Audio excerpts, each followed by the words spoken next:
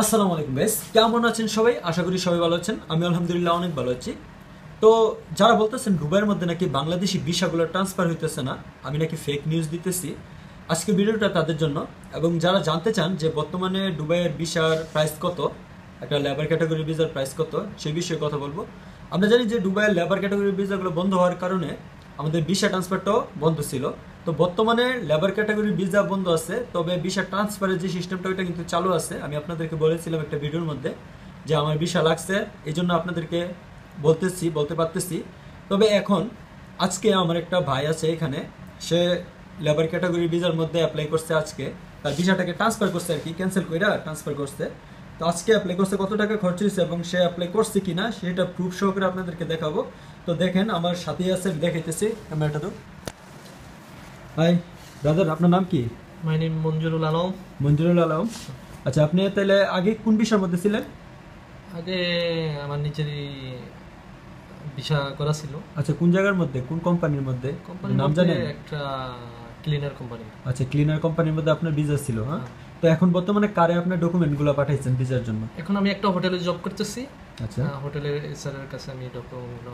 আচ্ছা, আপনি কি দেখাইতে পারবেন? প্রুফ সহকারে দেখাইতে পারবেন? আচ্ছা, আপনি দেখান ওইখান থেকে দেখান। আচ্ছা, এটা হচ্ছে দেখেন এইচআর এর নাম্বার, মাই ফ্যামিলি। এটা হচ্ছে এইচআর এর নাম্বার, আর উনি হচ্ছে ওনার এই যে পাসপোর্ট, এটা হচ্ছে পাসপোর্ট, আর এটা হচ্ছে ছবি। আমি দেখাইতেছি জাস্ট প্রুফের জন্য, এক মিনিট। এই যে দেখেন। আচ্ছা, কি অ্যাড আসছে না? এক মিনিট স্কিপ করে দিই। এই যে দেখছেন, এই মানুষটি কিন্তু এটা চিনতেছেন। তো এ আজকে এইচআর এর কাছে এটা পাঠাইছে, ঠিক আছে? তো ভিডিওটা নেন। আচ্ছা, আজকে উনি ওনার সবগুলো ডকুমেন্ট এইচআর কাছে পাঠাইছে। তবে এখন বর্তমানে যারা বলতেছেন যে দুবাইয়ের মধ্যে বিষয়গুলো ট্রান্সফার হইতেছে না, কি কারণে ট্রান্সফার হইতেছে না আমি বলি।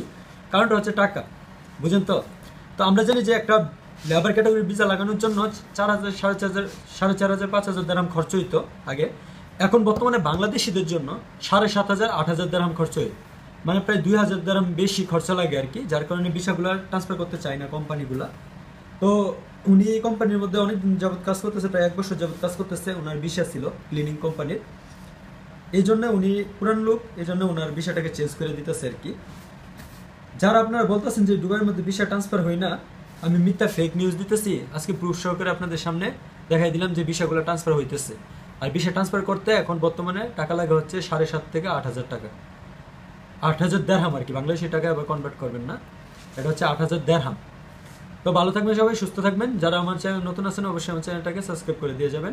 ভিডিওতে ভালো লাগলে ভিডিওতে লাইক করবেন, কমেন্ট করতে ভুলবেন না। আসসালামু আলাইকুম।